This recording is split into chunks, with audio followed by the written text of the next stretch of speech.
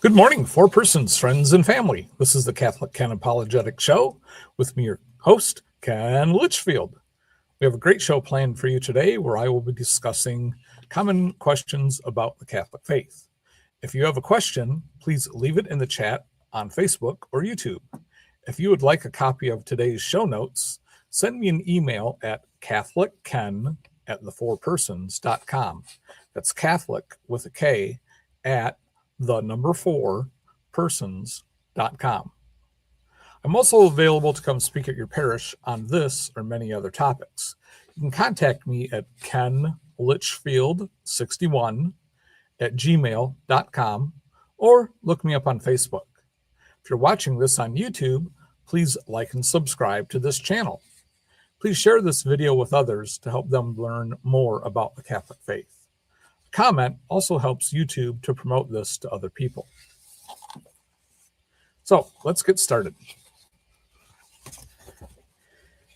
This first question comes from Pakistan. And why are women required to wear head coverings in 1 Corinthians chapter 11, and now they are not? So at the time of Jesus, the cultural custom was that women should cover their heads when going outside to avoid dust and the hot sun. Inside, they would uncover to show their beautiful hair. Covering your hair is a sign of humility. After Vatican II, women were no longer required to wear head coverings, but many are taking up that practice again. Hair is not sinful, but pride is. In Acts chapter 15, we find that the church has the authority to bind and loose disciplines on the members of the church. So if you want to be a member, you also have to submit to the authority of the church that Jesus left behind to carry on his mission. In Matthew chapter 16, Jesus gives his apostles the authority to bind and loose. And since they were all Jews at that time, they understood what that meant. The Jewish priests had the authority to give binding rules to all the Jews at that time. They were called halakhic teachings, and halakha means the way you walk. So the temple priests already had the authority to give guidance to the church. And these would be decided in the synagogue and things like that, so that they could let people know what they are supposed to do. And that practice continues today. Many Protestant churches teach that, we use the Bible as our highest authority, but since there are a large variety of Protestant churches, it's obvious that they also use some man's opinion or guidance, the pastor's opinion, which might also be a lady, to actually impose the disciplines on the church. And the members are free to accept or reject those disciplines. But in the Catholic Church, since Jesus left his authority with his apostles, we recognize that our clergy, have the authority to give binding teachings to the members of the church. And just like when you take on a job, the boss has the authority to tell you what to do. If you volunteer in an organization, there's a leader of that organization, and that person coordinates the efforts of the organization. And if you want to be a member of that organization, you have to listen to and follow their direction. If nobody has the authority, then you just have chaos. Somebody has to run the show. And in the Catholic Church, Jesus left his authority with his apostles, who passed it on to their successors. And we find this passing on of authority in Acts chapter 1, where they replace Judas, and Peter even quotes an Old Testament psalm and says, "Let his office another take." In the King James Bible, it even refers to that office as a bishopric. And in 1 Timothy chapter 1, Paul tells Timothy, remember when I laid hands on you. In 2 Timothy chapter 1, Paul again reminds Timothy, remember when I laid hands on you.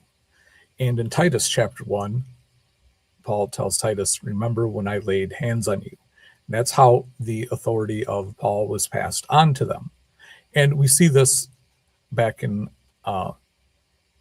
Numbers, I think, where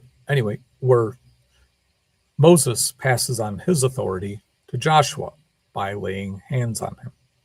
That's how the authority is passed on. And in Titus, Paul tells Titus to teach other men so that they will know the faith correctly, and charge them to go out and teach other men to pass on the faith correctly. So unless you have somebody that can say this is right and this is wrong, then you just have chaos. And at least here in the US, a lot of people, they choose their religion based on their own personal taste, like they choose their favorite ice cream or what they want for dinner.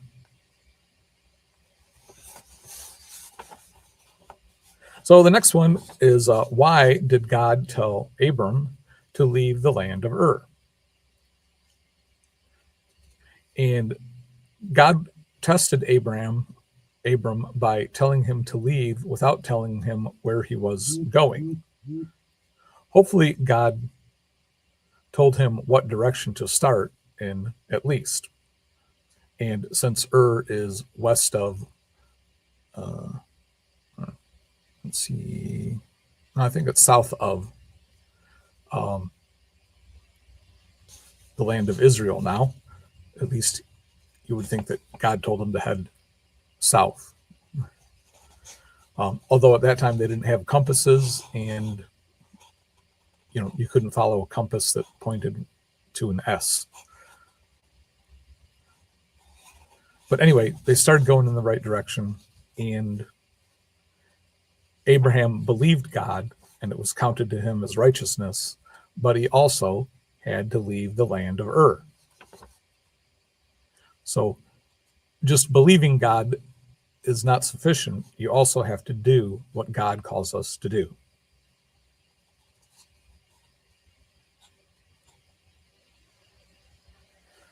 And God told Abram that if you obey, your descendants will be as great as the stars and the number of stars in the sky and the sands on the seashore. But again, that required that first step into obeying what God called Abram to do.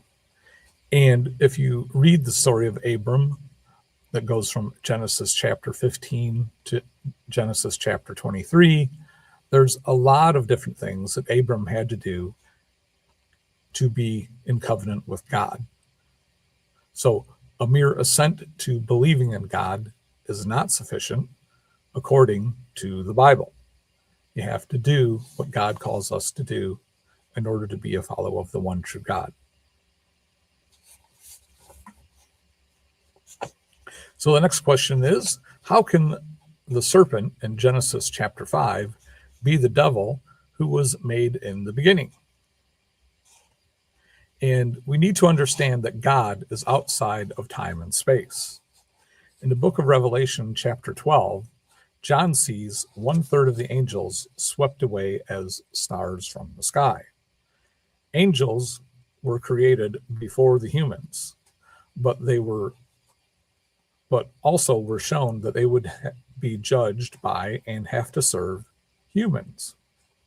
Lucifer, and that name means light gatherer, so that's why he gathered 1/3 of the stars from the sky. He gathered up that much light. And 1/3 of the angels followed him in Lucifer's rebellion. And Lucifer appears as a serpent to trick Adam and Eve in Genesis chapter 5, but pre-existed all of God's later creation of the universe. So before God created anything in the physical world, he created the angels, and 1/3 of them left and became what we now refer to as demons. And Lucifer is the head demon that we also refer to as Satan. And since these angels are not of this physical world, they can present themselves in this physical world as any kind of physical thing that they would like to be. There's a story of Balaam and his donkey, and his donkey tells Balaam what to do. So, like an angel, you could say an angel spoke to Balaam through his donkey. So that's how the serpent can be the devil in Genesis chapter 5, because Satan can appear to us in many different forms, or as demons. And that's why it's important not to open yourself up to the spiritual world where you might invite in a demon and not an angel. You've been given a guardian angel either at your birth or at your baptism, and that is the one you should follow. That's the one that you should ask for guidance for, and you can ask your guardian angel to intercede with God for you. Don't invite demons into your life, even in what you might think is a game, because you might think it's a game, but they know it's an invitation. So the next question is, Muslims think the Bible we now have is corrupt, but how do we know that it is accurate? And the first thing we need to understand is that the Muhammad, who was illiterate, learned about Christianity in his uncle's trade business. Muhammad was likely influenced by some heretical forms of Christianity.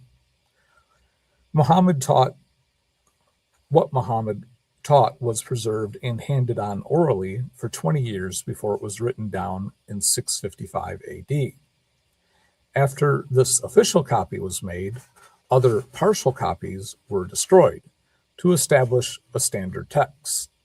The Quran tells Muslims to seek the people of the book if they have any questions about the Muslim faith. Since the Bible contradicts what Muslims teach, they have been taught that the Bible was distorted after the time of Muhammad. However, we have copies of the Bible that predate Muhammad, and they agree with our current translations. These copies include the Codex Vaticanus and thousands of other partial manuscripts. So we can rest assured that we have an accurate Bible and that Muhammad's teachings are the corrupted text, not about the Bible.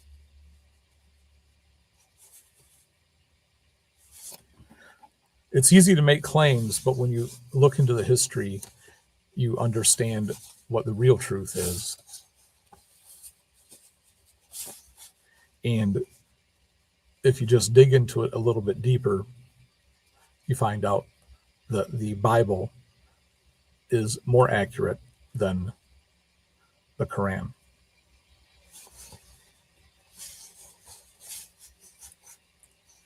So the next question is, do the Jews still set aside virgin women to be the mother of the Messiah? And the answer here is the book of Isaiah is in the Masoretic text, which was translated and assembled between 500 and 900 AD. And it uses a word for young women to be the one who will give birth to the Messiah. Now, I am not aware that any Jewish sects set aside virgins in hope that they will give birth to the Messiah.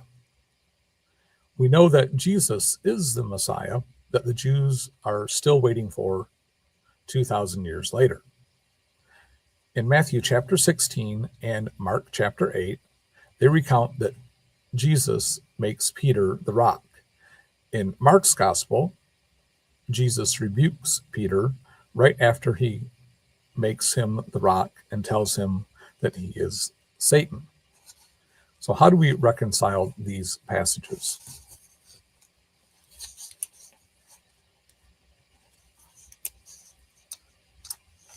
Mark and Matthew's Gospels were written at least 10 years after the ascension of Jesus, and they contain historical data but are not written like a history book. Mark wrote for Peter, and Peter is very humble in admitting his failure right after his appointment as the rock. Jesus' rebuke of Peter shows how Satan can influence us, but God has the power to overcome Satan. Matthew wrote for the Jewish Christians who needed to understand the authoritative structure of their new religion because they were already familiar with the authoritative structure of Judaism. In Matthew chapter 16 and 17, Jesus tells Peter, "Blessed are you, Simon, son of Jonah." This is clearly a blessing. In verse 19, Jesus gives Peter the keys to the kingdom of heaven and the authority to bind and loose. This is another gift from Jesus. It is therefore logical to recognize that verse 18, which is between verse 17 and 19, is also a blessing when Simon has his name changed to Peter, which means rock. This blessing shows that Peter is the rock that Jesus will build his church on, not just Peter's confession of faith. Verses 17, 18, and 19 all apply to Peter. Jesus does not apply 17 to Peter, 18 to himself or faith in himself, and 19 to Peter again. Now, Protestants like to argue that the Greek word Petra, or little rock, is used for Peter, and the Greek word for big rock, Petros, refers to Peter's faith in Jesus. So that means that Jesus wasn't talking about Peter personally. The Bible was written in Greek, but Jesus spoke Aramaic. And the same word, Kepha, is used for big and little rock. So Jesus was really talking about Peter all three times.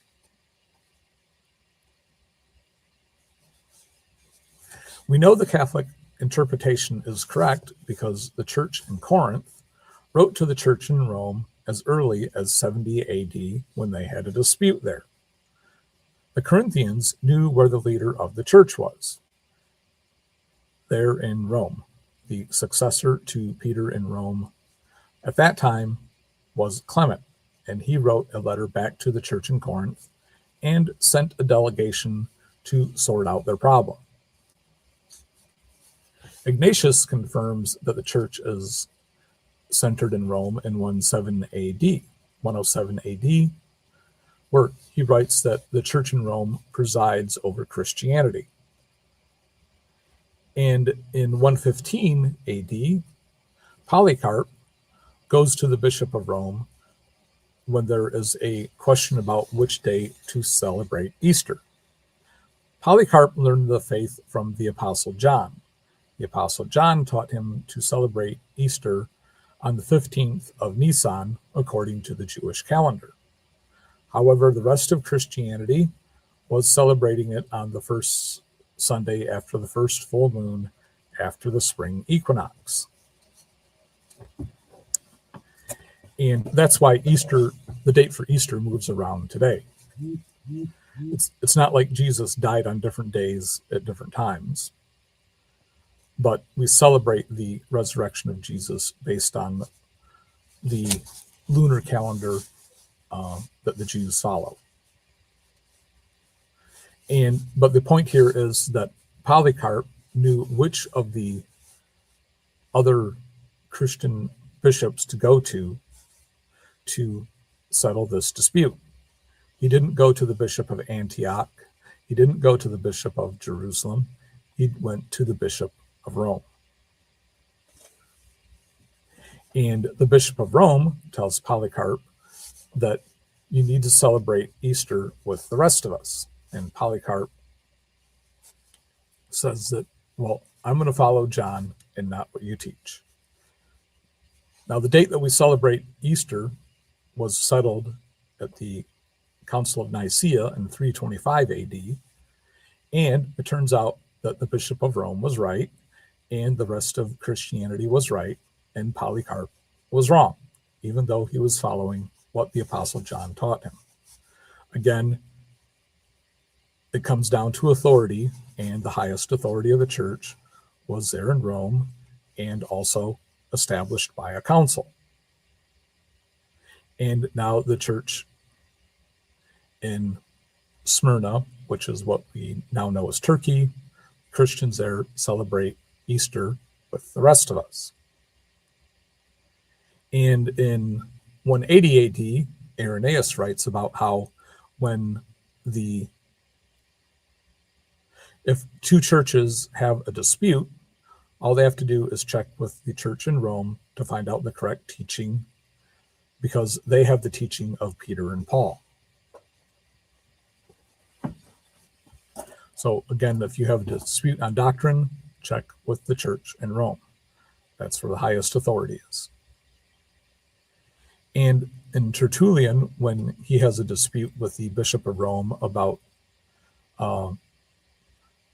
the Bishop of Rome forgiving sins, he sends a letter to the Bishop of Rome disputing his authority.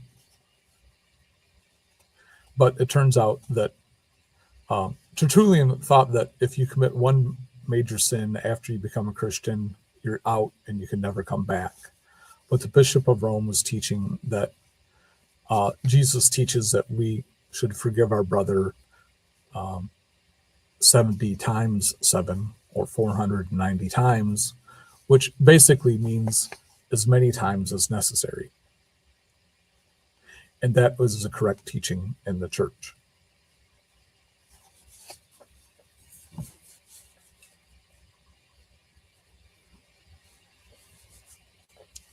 So the next question is, in Pakistan, they use the same word for saint and prophet in the Eucharistic prayer.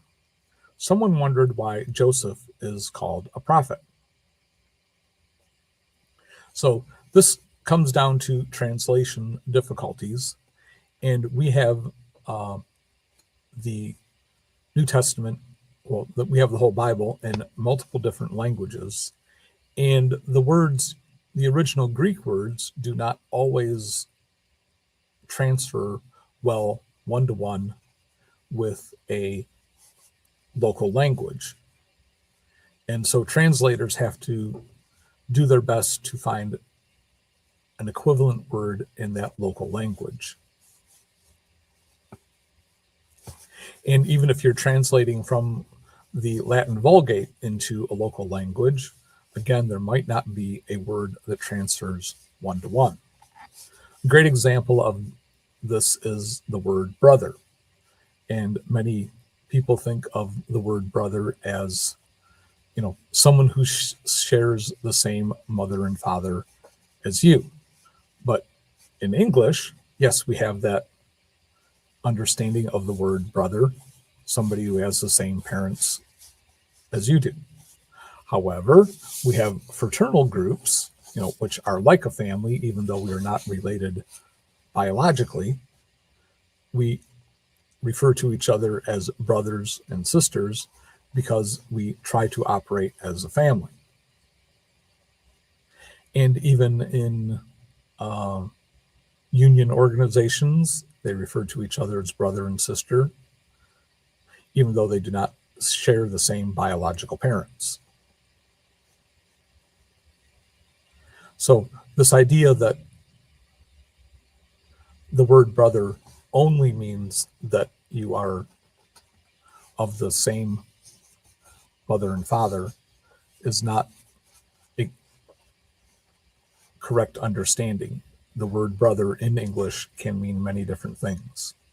And we also need to understand that in Aramaic, they didn't have a word for cousin. When you referred to a cousin, you had to say, like, the son of my uncle, or the son of my father's brother. Or they would just use the word brother because they all operated like a large family, even though they did not have the same, mother and father biologically. Perhaps they all had the same great, great, great, great, great grandfather and grandmother. And so in that way, they considered themselves brothers and sisters. And this word saint and prophet can also cause translation problems too. Prophets generally refer to the men in the Old Testament that spoke on the behalf of God. And the way that the Jews determined if the prophet was a true spokesman for God is, do their predictions actually come true? And the Old Testament records, many teachings from the prophets that did come true. And it also records for us the fact that many of the prophets were stoned to death or exiled because the people didn't want to listen to them. Again, people have free will and sometimes choose to not follow what God calls us to do. And when somebody tries to correct us that says they are speaking for God, they don't want to listen to them. And that's why we need to keep in mind that God sends us good guidance, and he can send us good guidance through men in the church. And if we sign up to be a Catholic, we sign up to obey what the church teaches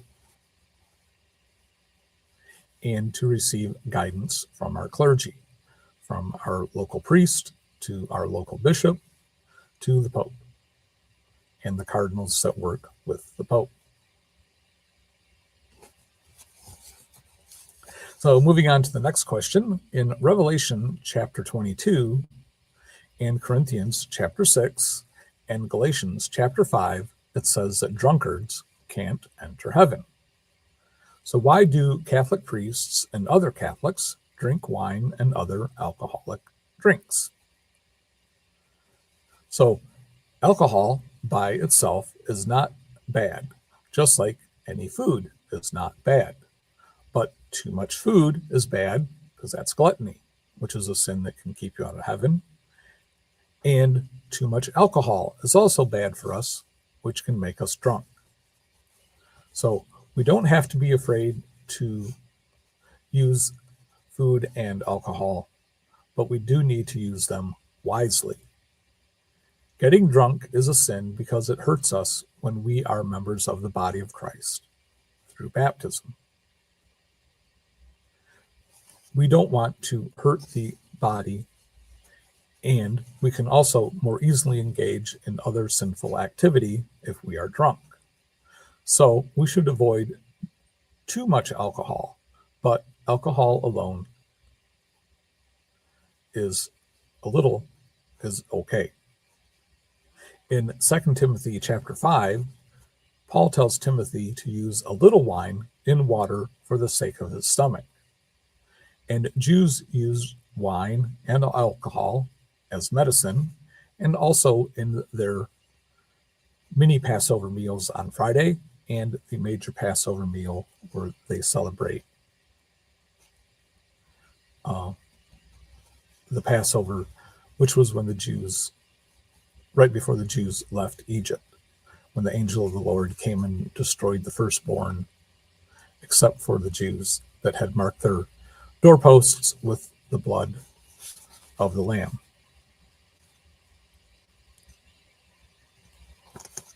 So this next question comes from Facebook, and it is, why do modern Christians only have one wife when Abraham, David, and Solomon had multiple wives?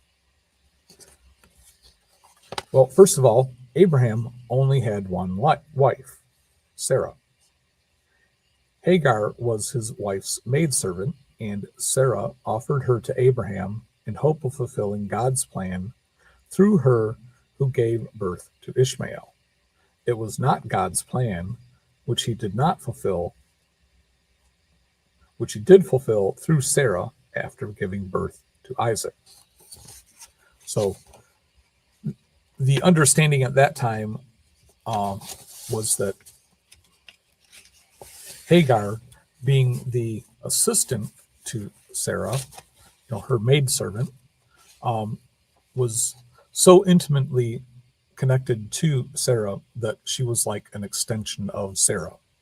And since for year after year after year, Sarah did not become pregnant and fulfill what God's promise to Abraham, she thought that perhaps it was God's plan to fill that promise through Hagar.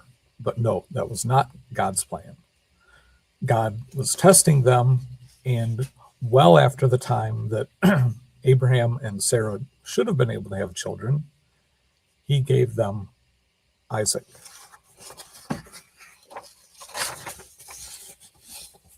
Now, Moses tells the Israelites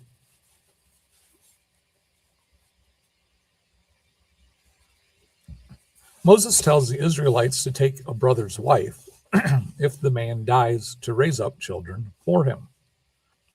A woman without a man has no rights in Jewish society. Women are in covenant with God through their father or their husband, through his circumcision. Now, baptism in the New Testament allows women and men to be in covenant with God. David took Uriah's wife, Bathsheba, even though he already had a wife. This was a sin, and God punished both of them by letting their baby die. Solomon carried on the tradition of multiple wives to the extreme and had 700 wives and 300 concubines. This is perhaps an exaggeration, but still too many wives.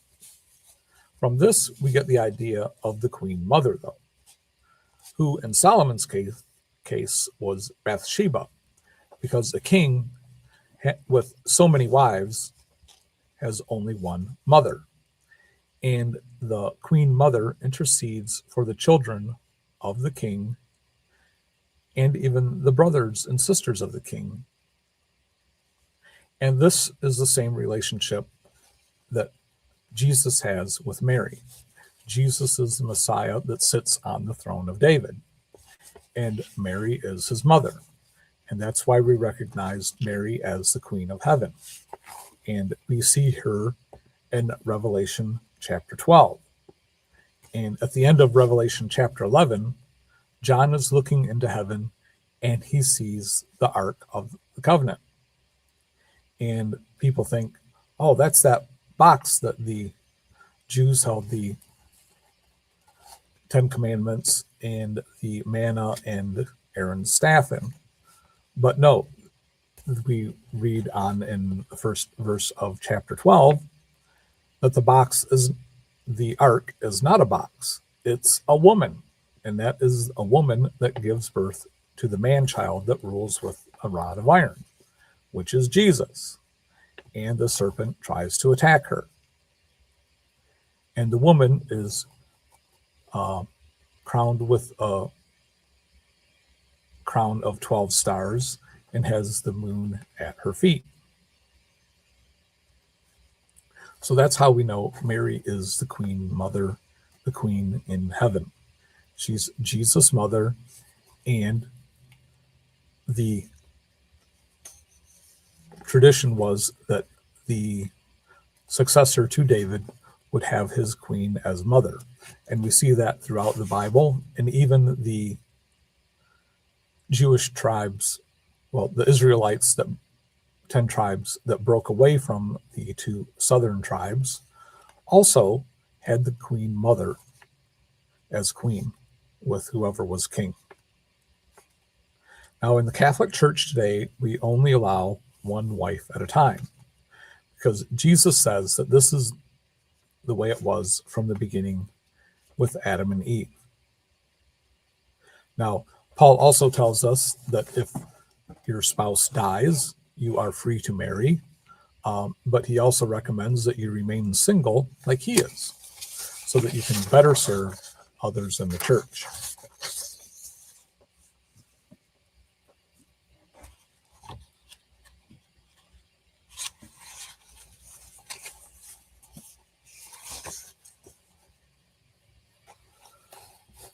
And also, in Genesis, it tells us that Abraham married Keturah, but this was after Sarah had died. So the Old Testament does teach that Abraham had more than one wife, but not all together.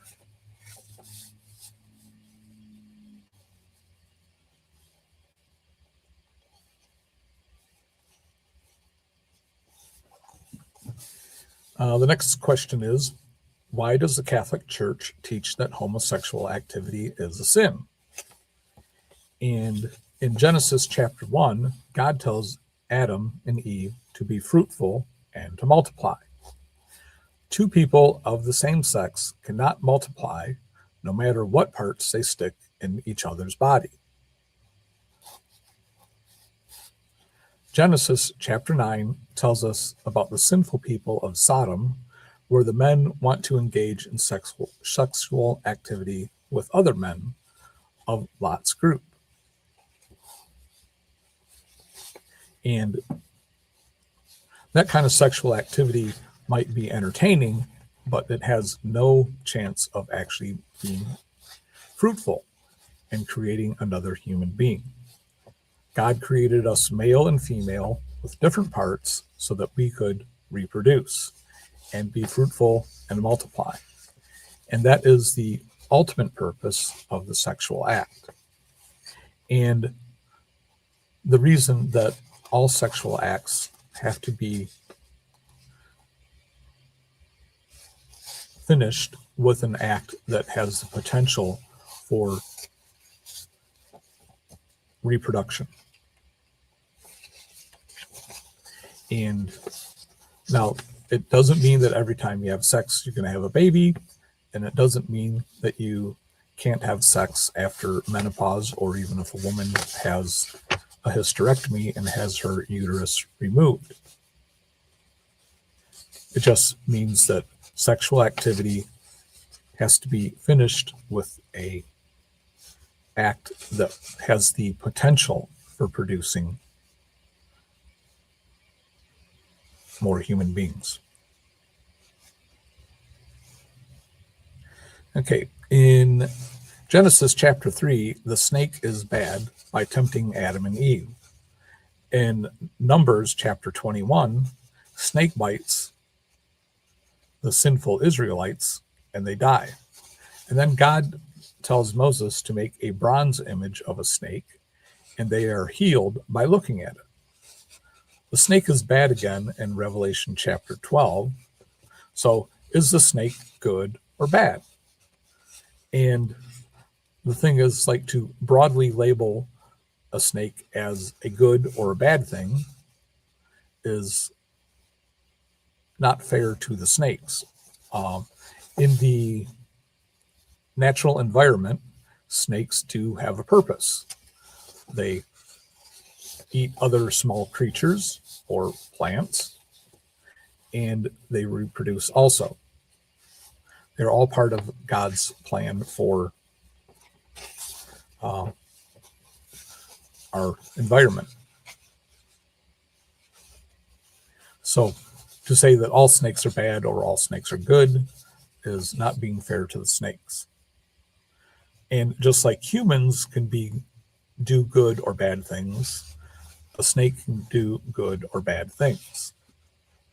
And you might think that a snake eating another animal is a bad thing, but for the snake, he thinks that's a good thing because that's how he gets food to eat.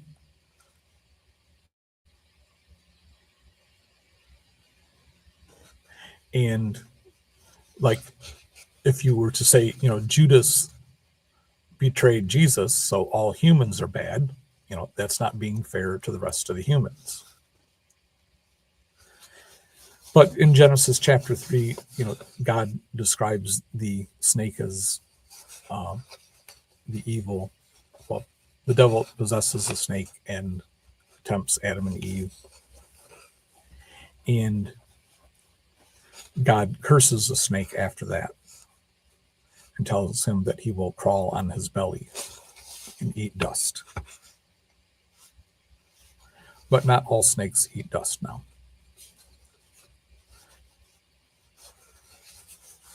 So the next question is, why don't priests marry? Jesus and Paul tell us that celibacy is the better way.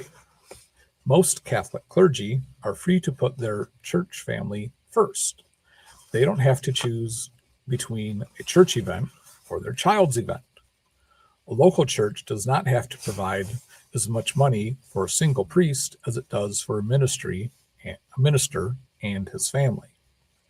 Also, a Catholic priest has the freedom to teach the truth about the Catholic faith without worrying about his congregation firing him for teaching something they don't like. Some Catholic clergy are married, but most are Anglican converts. And it is only the Roman rite of the Catholic Church that expects its priests to be celibate. The other 22 rites of the Catholic Church do allow for married priests, but bishops do have to be celibate. And the Orthodox Church also allows priests to marry, but bishops are required to be celibate. God wants Christians to marry and multiply, but clergy are called to a higher state of life. Now, some Protestants will say that all bishops or church leaders need to be married and have just one wife, based on Paul's recommendation to Timothy in 1 Timothy chapter 3. But Paul was dealing with Timothy in the situation that they were in at that time, where there wasn't a lot of single celibate men around. And the temple priests, they had to abstain from sex while they were serving in the temple. Since Catholic priests serve in the temple of God, the church, every day, it's better for them to be celibate and be prepared to serve God in a holy manner, just like the temple priests did at the time of Jesus. Jesus tells us in Matthew chapter 19, verse 12, for there are some eunuchs which were so from birth and from their mother's womb, and there are some eunuchs which were made eunuchs of men, and there may be eunuchs which have made themselves eunuchs for the sake of the kingdom of heaven. He that is able to receive it, let him receive it. So here Jesus is talking about men who are willing to forego a wife and a family in order to better serve God. And that's what we call our priests to do. In Paul's first letter to the Corinthians in chapter 7, he tells them, I wish that all were as I myself am. And at that time, Paul was single. But each has his own special gift from God, one of one kind and one of another. To the unmarried and the widows, I say that it is well for them to remain single, as I do. So if bishops have to be married, Paul would not qualify to be a bishop. But we know that being single and serving the church is a higher calling, not a curse. But if they cannot exercise self-control, they should marry, for it is better to marry than to be aflame with passion. To the unmarried and the widows, I say that it is well for them to remain single as I do. Several times in this chapter, Paul comes down on the side of saying that virginity is better if you have not already married. Paul concludes with verse 38, so that he who marries his betrothed does well, but he who refrains from marriage will do better. In the first century of the church, there were not a lot of single men to be ordained as bishops. And this is why Paul tells Timothy to look for men with one wife to ordain as bishops.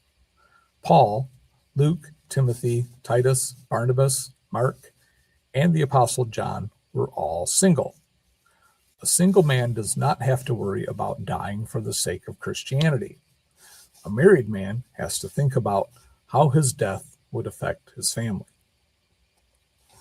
So even though both Jesus and Paul tell us that celibacy is the better way, this does not mean that marriage is bad. Marriage is part of the church that helps create the future church.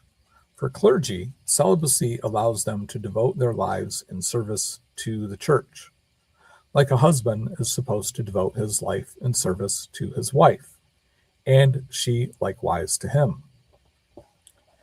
At the time of Jesus, a woman was in covenant with God through her father or husband.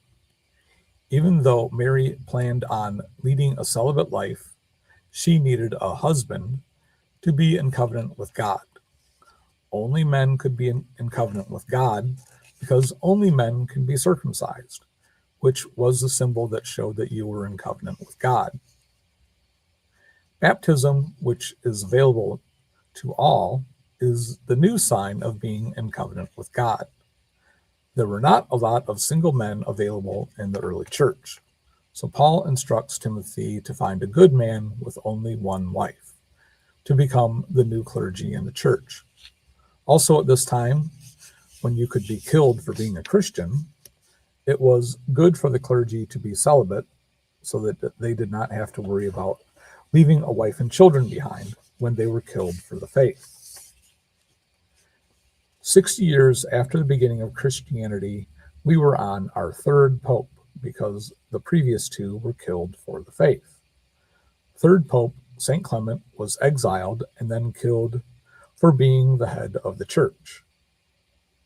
And I wonder how many married men would sign up to be ministers if they knew there was a good chance of being killed for the faith like they did. Priestly celibacy is the general rule in the Latin Roman Rite of the Catholic Church. There are some Latin Roman Rite Catholic priests who are married, but most are single so that they can serve their churches better. The Eastern Rite churches do allow their priests to be married, like the Orthodox priests can be married. In the Eastern Rite Catholic Church and Orthodox churches, bishops are celibate and usually come from the monasteries, where the monks take on a vow of celibacy anyway. The Catholic Church does not teach that marriage is bad. The Catholic Church teaches that celibacy is better.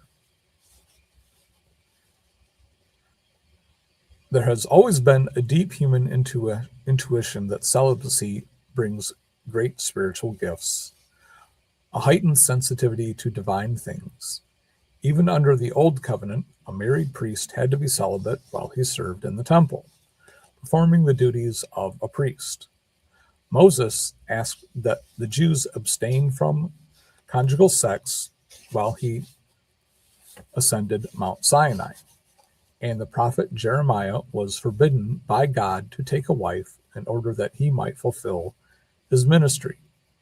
The apostles and their successors had freedom of choice in this matter, at least until the 4th century, and when a large number of the clergy during this period did choose celibacy. There is a tradition that after their calling by Christ, those apostles who were married lived as though they were not. St. Jerome speaks of a general custom in the late 4th century when he declares that clerics, even though they may have wives cease to be husbands. Several early fathers, including Tertullian, Origen, Eusebius, Hilary, and Epiphanius, wrote favorably about celibacy. It was the local council of Alvira in Spain, which was held between 295 and 302 AD, where celibacy was first imposed on bishops, priests, and deacons. The practice was held as the ideal for clergy, but was implemented in a piecemeal fashion in various locations until it was decreed church-wide for all clergy in the First Lateran Council in 1123 AD. Reforming popes like Pope Leo IX and Gregory VII insisted that henceforth the priesthood should be celibate.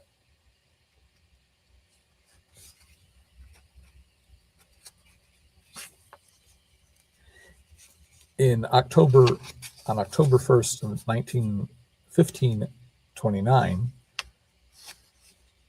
we have the Colloquy of Marburg, which attempted to unify the followers of Martin Luther and Ulrich Zwingli. And it would close in failure on October 4th. While the reformers agreed on 14 of the 15 articles, they remained divided over the Lutheran doctrine of the Eucharist, which was consubstantiation. Martin Luther believed that Jesus is present with and around the elements of the Eucharist. Therefore, Switzerland remained Reformed and Germany remained Lutheran, and dreams of a united European front against the Roman Catholic Church died since this issue. In Luther's later years, the Protestants have been splitting ever since. And so the point of that is that for there to be unity in the church, there has to be somebody that says, this is the way we're going to do it, and this is not the way we're going to do it. And that authority has to be imposed on everybody else who wants to be a member of that church. In our modern times, so many people want to do their own thing and follow their own decisions. So therefore, they don't want to listen to the disciplines imposed by their local church. And if a Protestant doesn't like what their local church teaches or how they do things, well, they just go find another church that they do agree with. But in the Catholic Church, we have standards that our clergy are expected to follow and disciplines that the church imposes on us as Catholics. And if we want to be a Catholic in good standing, we have to listen to the church and do what the church tells us to do. Now, the church does not do that to just boss us around. The church does that for our own good. And if you find out why the church teaches what the church does, you find out, yes, in the end, it is for our own good.